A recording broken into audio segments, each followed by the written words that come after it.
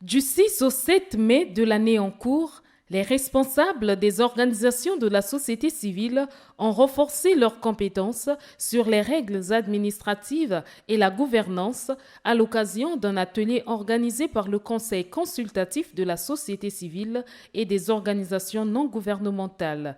Les participants à cette formation ont été appelés à prendre conscience de leur mission pour le développement social du pays.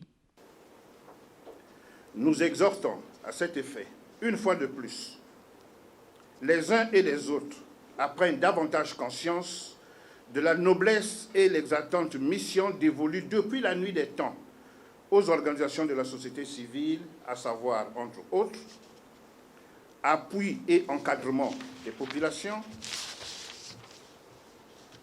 promotion et protection de l'environnement, des droits humains, des libertés publiques et fondamentales, la promotion de la démocratie et de l'état de droit, le plaidoyer pour l'accès de tous aux services sociaux de base, la lutte contre tout ce qui va dans le sens de corrompre les bonnes mœurs publiques, à savoir la corruption, la concussion, la fraude et que sais-je encore, la promotion des valeurs républicaines et du bien vivre ensemble, la promotion de l'emploi et de l'auto-emploi, le tout en se conformant aux politiques publiques de développement, aux lois et règlements en vigueur.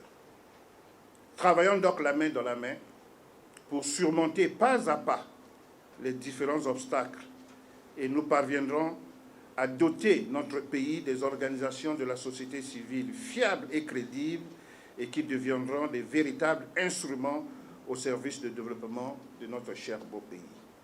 L'objectif poursuivi par cet atelier a été de doter ces leaders des capacités leur permettant de bien gérer leur structure. Cette formation de 2 jours a sûrement contribué au renforcement de vos capacités que vous devriez utilement mettre au service de vos organisations respectives.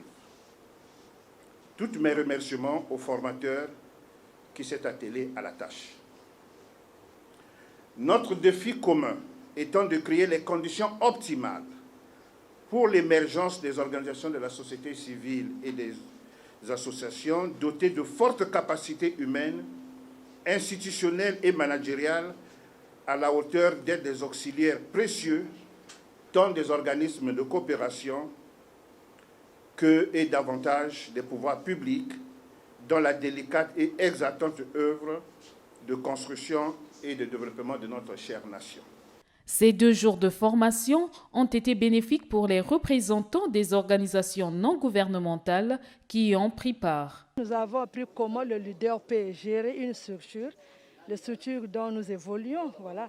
Donc, on nous a appris qu'un leader doit être un meneur d'hommes, il doit avoir l'esprit d'écoute, il doit savoir analyser une situation avant de prendre une décision. Un leader, il doit être souple dans les actions menées. Généralement, ce sont des choses qu'on connaît mais qu'on semble ignorer.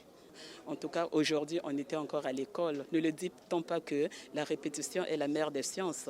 Donc aujourd'hui, on est revenu à l'école pour apprendre, rafraîchir encore la mémoire. Et surtout, on nous a demandé ce qu'on a appris aujourd'hui, qu'on ne garde pas ça dans nos sacs, qu'on ne garde pas tout ce qu'on a appris aujourd'hui dans les placards et tout, mais sinon qu'on transmette également ces connaissances-là aux membres de nos différentes ONG, de nos différentes associations.